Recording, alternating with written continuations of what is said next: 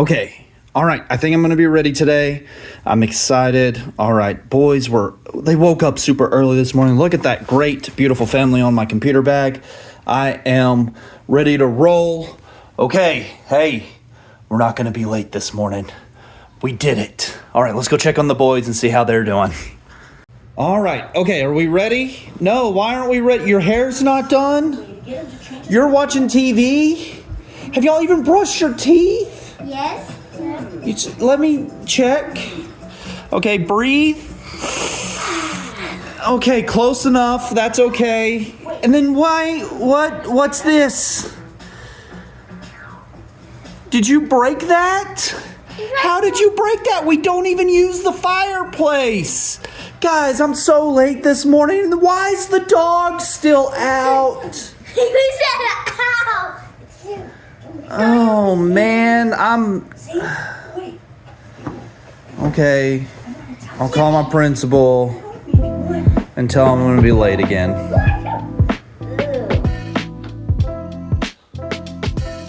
We all get it. Everyone's been there. Maybe you just can't get things moving in the morning. You get the flat tire. Your kids are doing chaotic, weird things that just are causing you to be late.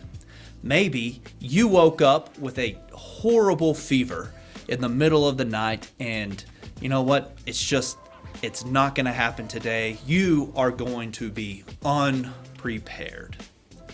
Well, today we're going to be going over some tips, some tricks, some suggestions so that you can be prepared for all the days that you're unprepared.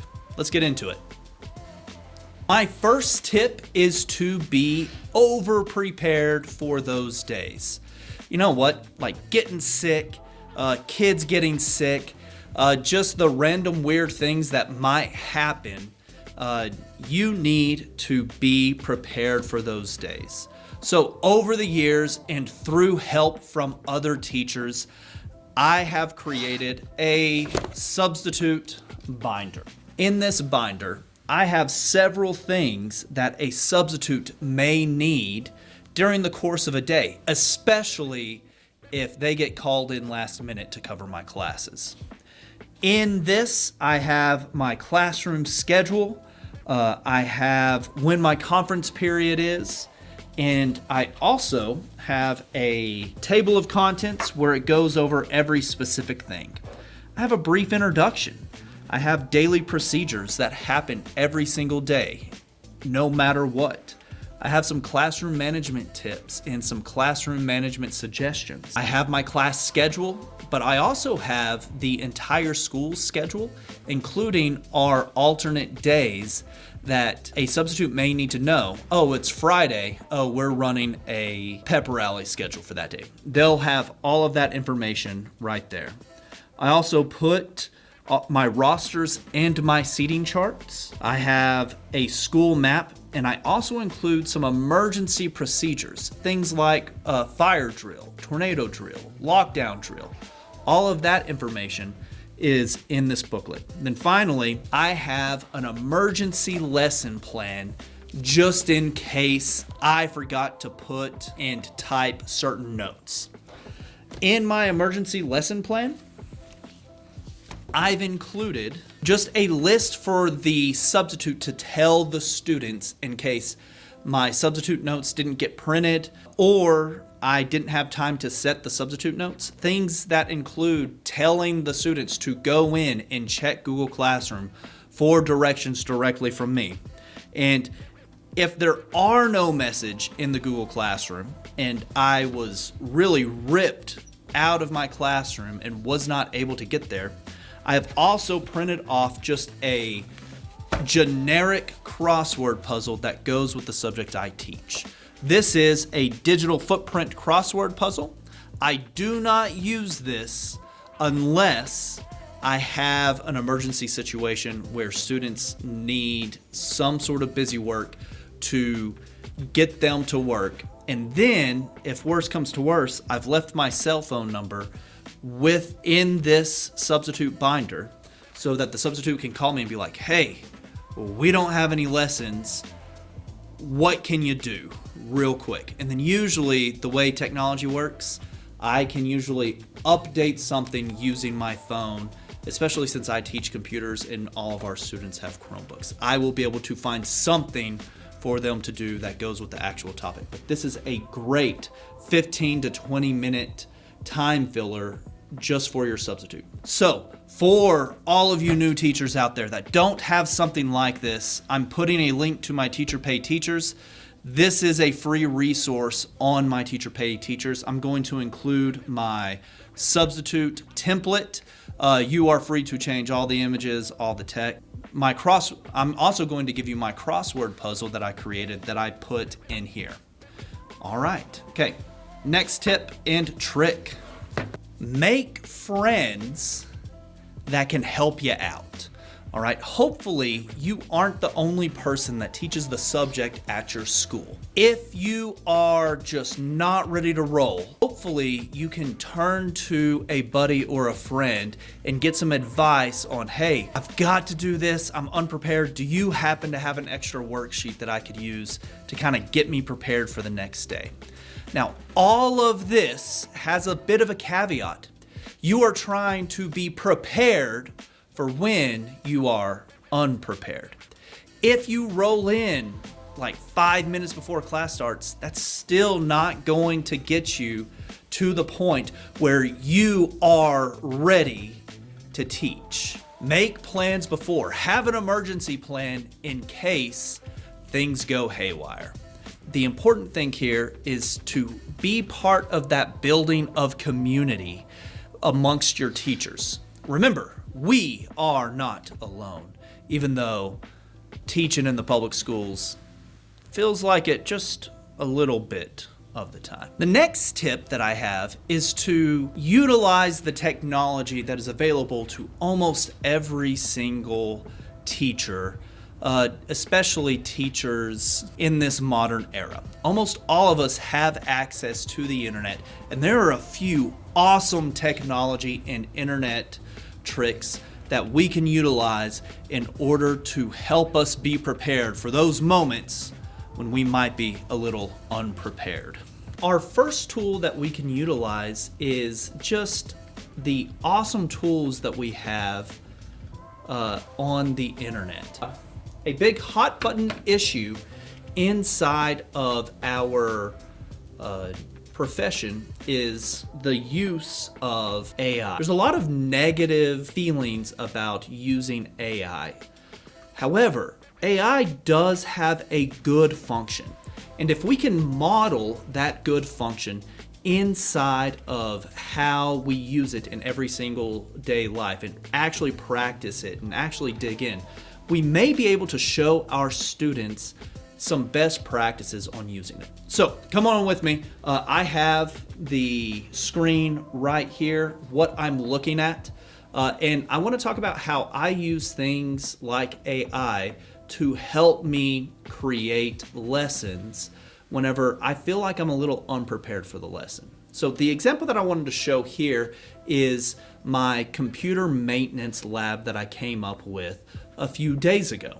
What I did is I needed my students to practice a skill in computer maintenance where they had to set up a projector or a TV and then do some troubleshooting with the workstation in order to make it actually show up on whatever screen they're trying to build.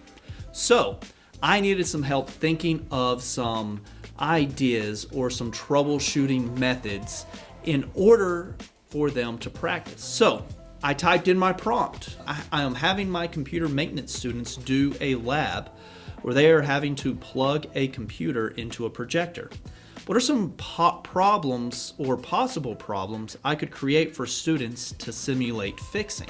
ChatGPT came up with several suggestions. Now, here's the deal. You cannot just go in and copy and paste and blindly choose what you want. You have to actually go in. This is a tool that's meant to help you brainstorm. It is not a tool meant to take everything and just dump it out and give it to your students.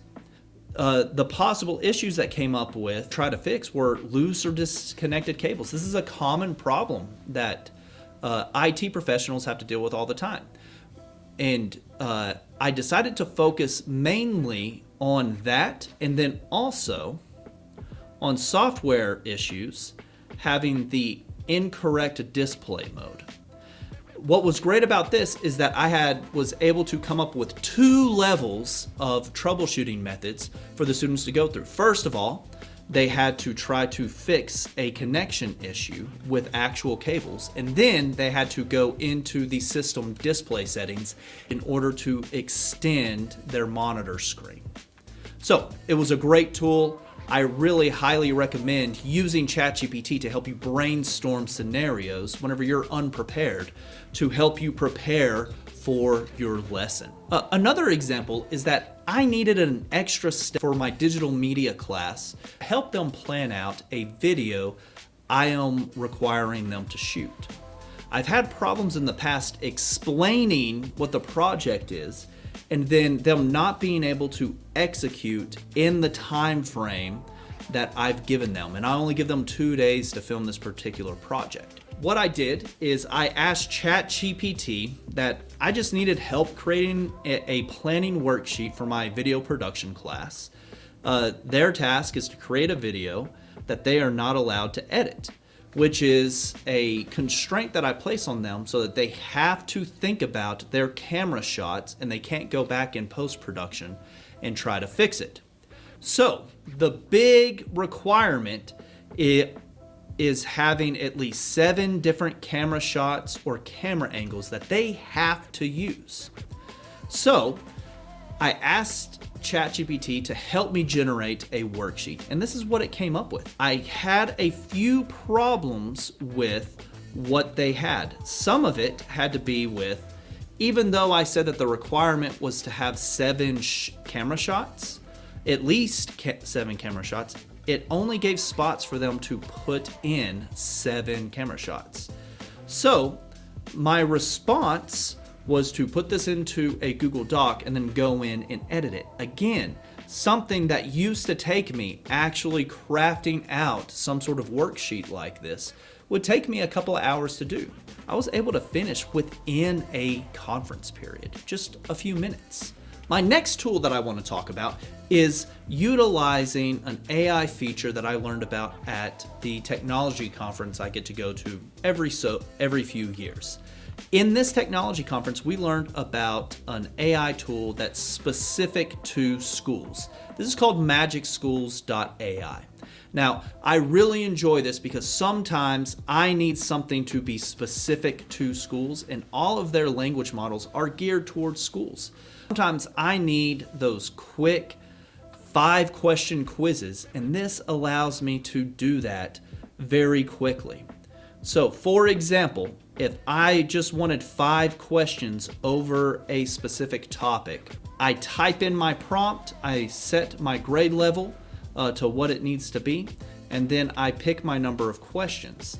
So give me my 5 questions. Type of camera shot shows a subject from the waist up to the head.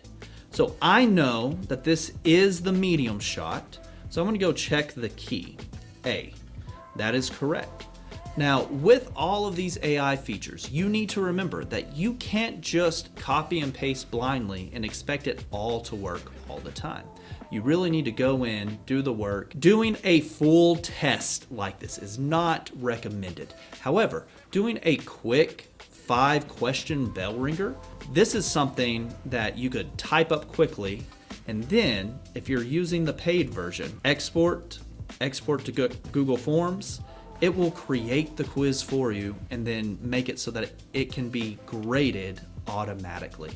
This is a really cool feature that I wish I had had as a brand new teacher. And yes, it looks like all of it works. Now I'm going to have to go in and adjust my points, but it looks like all of the questions, all of them are correct. There are some good features, some good tools that all of these have. Now, what's awesome about Magic School, And I really like the benefit of being able to export to a Google Doc. But if that doesn't matter to you, if you just need the idea, actual information, you can have the time to move it over to a Google Doc, Google Form, a Word document, anything like that, then most of these features are completely free. The next time you are unprepared, hopefully you have done the work to become prepared so that you can afford to be unprepared. Hey, if you have another tip or another trick that has helped you in the past, why don't you drop that down in the comments so that you can help someone else out? Because I don't know everything. In fact, I know very little. But anyways, thank you for joining me. I am the Bearded Lobo. I hope that you have a wonderful day. And don't forget, what really matters, it's the students.